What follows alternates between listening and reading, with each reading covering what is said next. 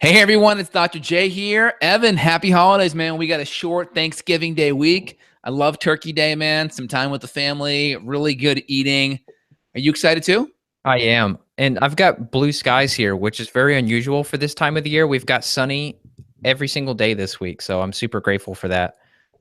Love it. Yeah, it's a great time of year. It's an important time of the year to be really grateful and to be extra particular in all the things that we have to be thankful for, because there's a lot of things, but it's easy to be so focused on everything that's not there. So we got to really focus on all the things that are there. So a couple of that is just, how about just some really good intel that we can use to hack our holidays, meaning we can still indulge and feel good and connect with our family members, but not go into a food coma and feel like absolute crap. What do you think about Agreed. that? Agreed. Yeah, a lot of our clients recommended we do this subject because they feel deprived. If they're doing EIP or some type of dietary approach, they feel like that we're the bad guys and we're making their holidays not as fun, but that doesn't have to be the case.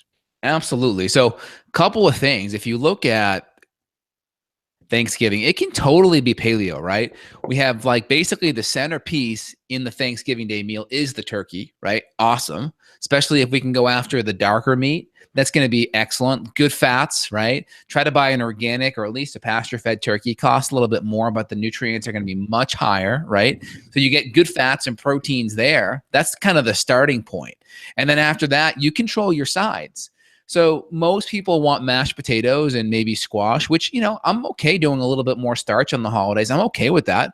It's better than doing, let's say, a grain-based stuffing. That's number one. Number two, we try to choose substitutes for the things that would typically have grains. What's going to have grains? Well, typically your gravy is going to be thickened with flour. So we do a gravy that's going to be carrot and celery based.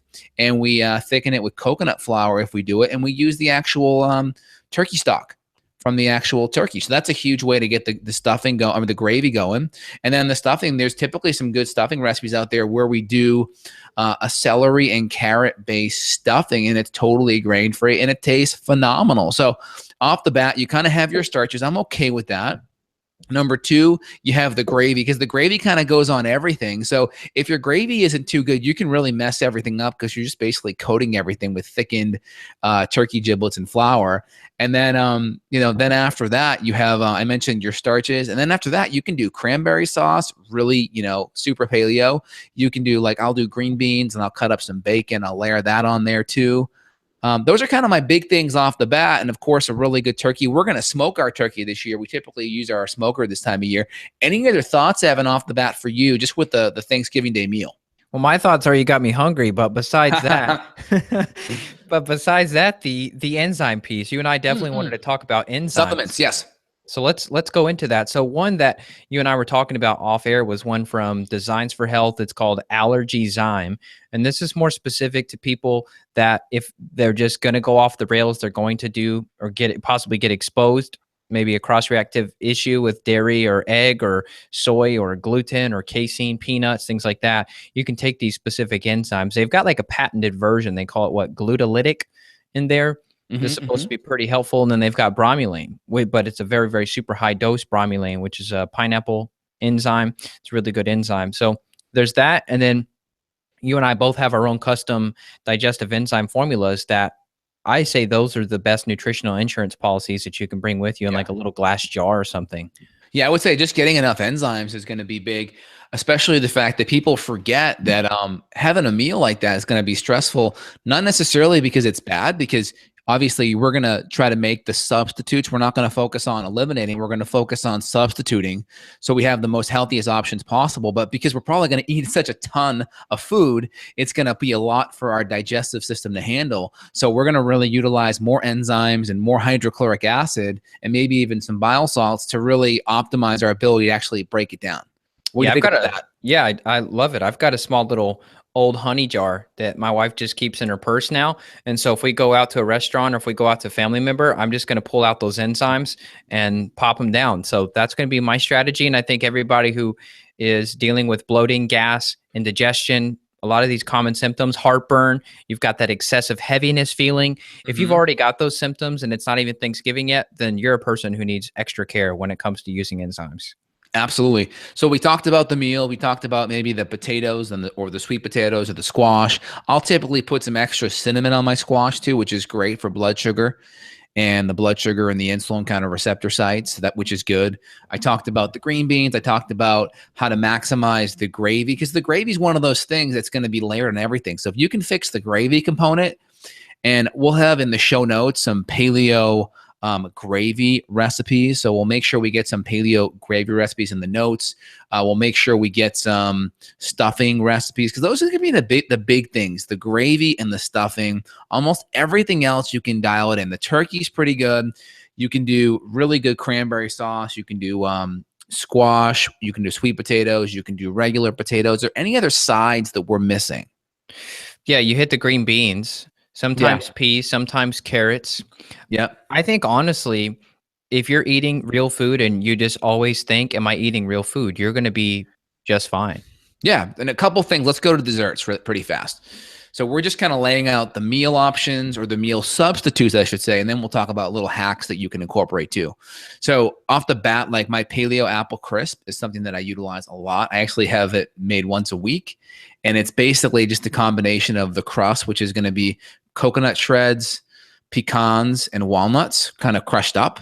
And it's going to be kind of layered over some Granny Smith apples that are cut up. And the Granny Smith apples are basically mixed with butter. And they're also going to have a little bit of cinnamon on them. And they're also going to have a little bit of organic palm cane sugar. And we like the organic palm cane coconut sugar because it's got a glycemic index of 15. So it goes into your bloodstream a little bit slower. And we try to use the least amount possible. So what I recommend is put the smallest amount, whether it's like an eighth of a cup or something in there, and just kind of glaze it and then mix it up, and then try a couple before you layer all the nuts and cook it, and then just see if it's at the sweetness you want. So I don't need a lot, so I just put a very, very small amount. Once I have it, typically an eighth of a cup or a 16th of a cup, I just glaze it. I don't even measure it. I just gently glaze it over, so a very small amount. And then once I have it to taste, then I pretty much put then it's mixed in with butter, of course, right? And then I put that topping right on top there, and then 350 for 30 to 45 minutes till the apples are nice and soft, and then you're pretty much good to go. That sounds delicious. Did you invent that recipe, or is that something you found? No, I've invented that one. That's a good one. And then if you want to mix it up too, if you want it to be more like a cake, you can do a tapioca and an arrowroot flour. And then typically you just add the arrowroot flour in with the apples, typically a half a cup to a cup of each. And then that kind of gives it that more of a thickened flavor. And then you can just bake it, not use the nuts. And then it comes more out like a cake. And that's a really good option. We have that apple cake option on there too. So apple cake and or the paleo apple crisp. Apple crisp, I think, is a little bit more healthy because you don't have any flours there at all. Just the good, healthy nuts and fats. Right. Yeah. I had a female client last week. She said she's going to make a pumpkin pie, but she's going to do coconut flour. And I think she said coconut flour and cashews maybe. So I know that there's options out there. I just don't eat too much dessert anyway, besides like a piece of chocolate. But if you're somebody who you're going to go to one of these events and you think, you know what, I don't want to miss out, well, then you just make it. Let everybody else bring the meat and the veggies. You just bring a healthy dessert. That way you know that you're going to be safe and you're not going to cause yourself a flare-up or any problems. Totally. For the most part, your turkey's going to be good, right? If you're going to do your mashed potatoes, fine. If you're going to do cranberry sauce, if you're going to do squash, if you're going to do green beans, or we'll do like Brussels sprouts with bacon, that's typically going to be good. You're going to mess it up with the excess gravy. So if you do the gravy the right way, and then you do a healthy stuffing option. So what I recommend is if you're going somewhere, maybe you bring some gravy, or if you don't bring the gravy, maybe you just bring the stuffing. And people won't even know. We bring some of these healthy paleo options. If we go places or get invited, people won't even know the difference a lot of times. Exactly. And the big thing is, it's not about, oh, Dr. J, you're being, such a, so tight about this, why can't you? Well, the reason why is I want to feel freaking good afterwards. Yeah. I want to eat a lot and I want to feel good. And there are great options, and I don't notice a difference in flavor. I can make my option and it still tastes just as good. So those are some good options. Anything else you want? Oh, also dessert. Just, if you're doing a pumpkin pie, you can just leave out the crust, or they have some really good gluten-free crust options, or you can do a coconut crust option. That's fine. And you can just do your pumpkin pie without, just a lower amount of sugar. That's totally good right there. Is there anything else you wanted to mention for desserts outside of the pumpkin and the apple? I think you covered it. I mean, you could bring along a piece of dark chocolate if you're just super scared and you don't want to go for any of the more processed things. Bring a bar of dark chocolate, throw it in the fridge when you get to your family's house. Yeah, and again, you could do pecan pie a little bit higher in sugar. You just have to make sure the crust is gluten-free. That's totally fine too. And then obviously just some really good, maybe some coconut ice cream, coconut vanilla ice cream is totally cool. And then what about supplement options? So we talked about number one, the enzymes, HCl and digestive support. Number two, you could always add in some activated charcoal. Yep. Activated charcoal. Number three, you could always throw in some probiotics later just to kind of help soothe and relax the tummy.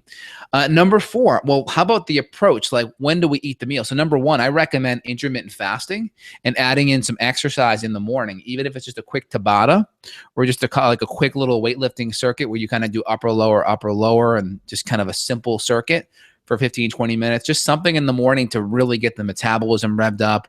You may fast a little bit more. You may hold that fast a little bit longer than normal because you know that you're going to feast at the end of the day and all those calories will be coming in there to make up for that deficiency. Plus, most people aren't going to be working on Thanksgiving. They're going to be relaxing. So it's not as big of a deal. Yeah. How about alcohol? You mentioned that off air. You said we need to make sure we talk about that. So you're recommending after meals instead of before meals? Save it? Well, yeah, I recommend just have a little bit. Well, number one, there's a couple of strategies. So I may do one glass just to kind of get that buzz in my system fast. It's like, ooh, I can feel it. And then I'll throw maybe a couple of things of charcoal in. And then maybe there'll be like a shrimp cocktail out and I'll have a couple of little shrimps to kind of get the protein and fat in there, which kind of stabilizes my blood sugar a little bit more. So I'm not going to go wonky.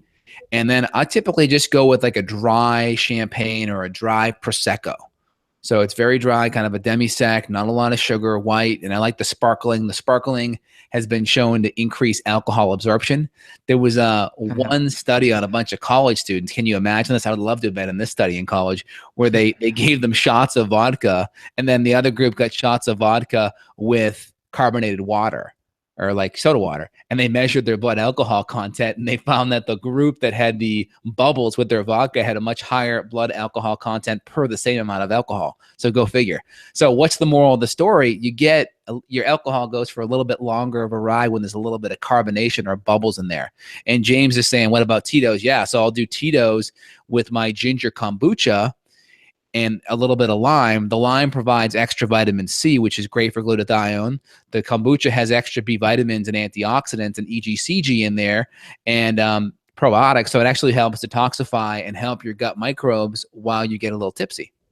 See, that almost makes me want to drink alcohol, but every time I drink alcohol, I feel like I can't comprehend simple things. Like I like to always have my brain going. And Totally. for me to shut off with the alcohol, it's almost stressful. It's almost like, nope, my brain's slowing down. I don't like this.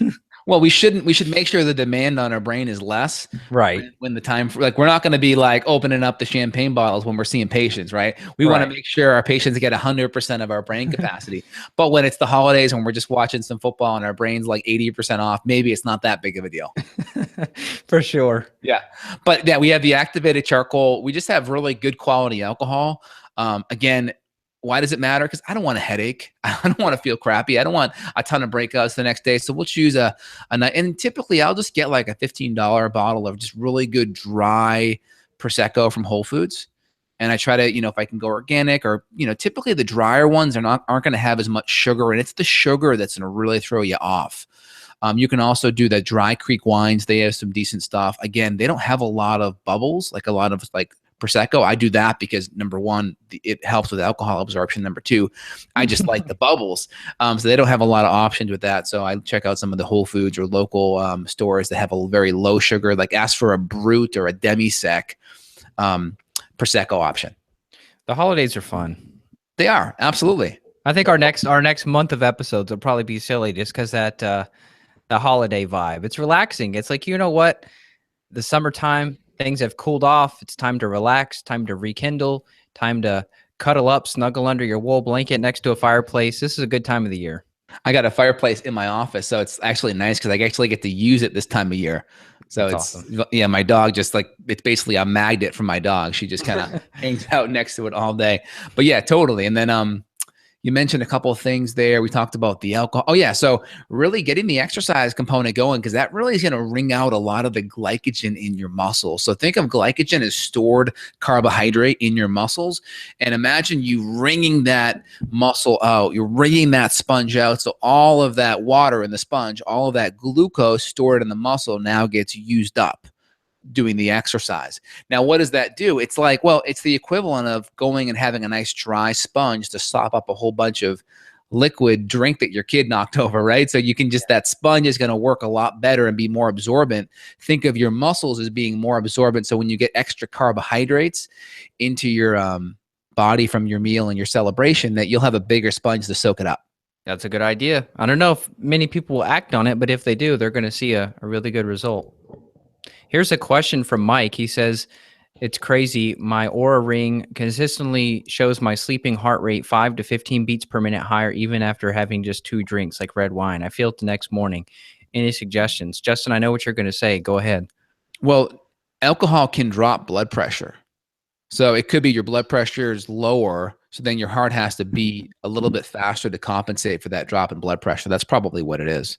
So you're thinking maybe you don't need suggestions. So I thought you might have said, oh, just are you doing charcoal? Make sure you do charcoal. Oh, of course, right? Like, of course, extra charcoal. We can always throw some vitamin C in there and some N-acetylcysteine. And we could even throw in, yeah, I mean, like in our lines, I would throw in maybe some detox aminos, which is kind of like your sulfur-based kind of NAC with a whole bunch of other sulfur amino acids in there. That'd be fine. I mean, I would do that. You could also throw a little bit of magnesium in there too, to help with that component. But yeah, I would just look at potentially that just being the alcohol and just do all the things to help detoxify. Okay, cool. Awesome. I think that's everything we've hit. I don't know if there's any other pieces to the holidays you wanted to go over. Yeah, I would try to time up. Like for me, I notice if I have any alcohol in my system when I go to sleep, I do not sleep nearly as good. So I try to give myself like a good 3-hour washout period before bed.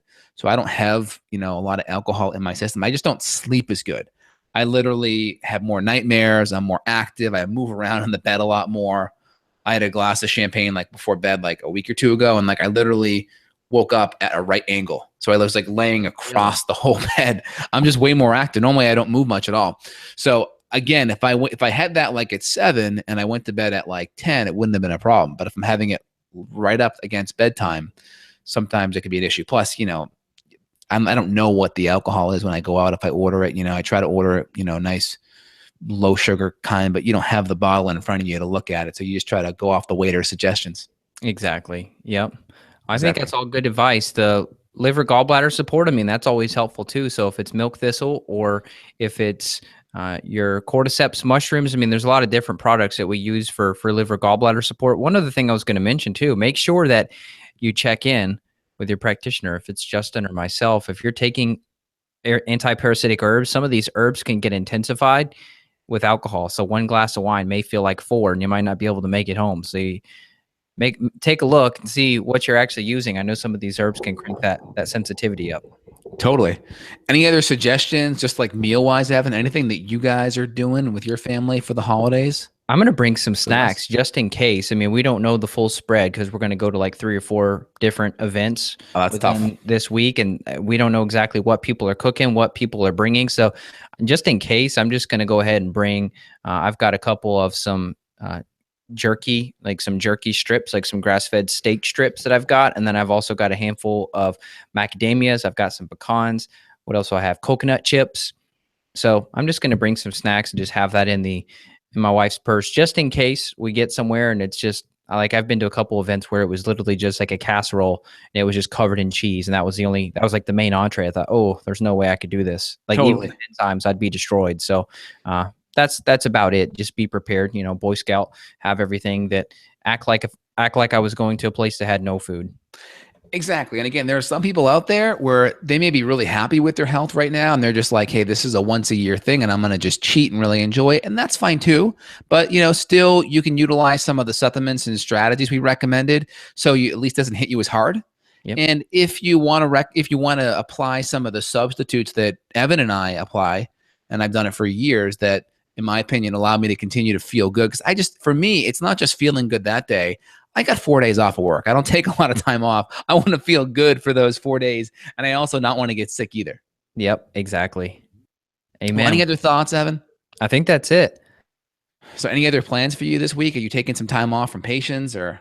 Yeah, Thursday. So Thursday, Friday. Yep, I'll be taking some time off. My wife, she's going to go out and participate in the consumer holiday on Friday, and I think that's about it. I'm going to try to spend some time out in the woods. I may go out and go for a deer hunt again. I want to get my own deer this year. That's 99% of it is just sitting out in nature, listening to the birds, but maybe 0.01% of the time an animal walks by. Totally. So really, it's just my excuse to go do some forest bathing. I may try to do that on Friday. Love it. What's the Japanese term for that? Shinrin Yoku. Shinrin Roku. I love that, man. Yeah. That is crazy. Cool. Yeah. And we also have added another herb to our parasite killing line too, the Mimosa pudica. So I know we'll be adding that to our stores in the next like week or two. It's just one of those things that we are kind of experimenting with for helping to kill bugs and some of the wormies. So it's something out there that if you're patient and you want to inquire about that, we can chat about that very soon. Yeah, stay tuned. I've gotten many pictures in my inbox of worms that people are pooping out from using this Mimosa pudica. I was just a guest on the Parasite Summit, which is how I learned about this formula. And tons of people are taking it now, and everybody's saying, oh my God, my stool test showed up negative, but I took this stuff anyway. And here's what I pooped out. Surprise. And it's some pretty nasty stuff. So Justin and I were talking off air, like, are you going to try some of this stuff? I'm guessing we're going to have to, because we've been guinea pigs for everything else. So who knows if we've got something hidden inside. Absolutely. Well, what a great call today here, Evan. Happy holidays and happy Thanksgiving for you and your family. And we'll talk next week. Take care. Likewise. See You ya. too. Take care. Bye. Bye.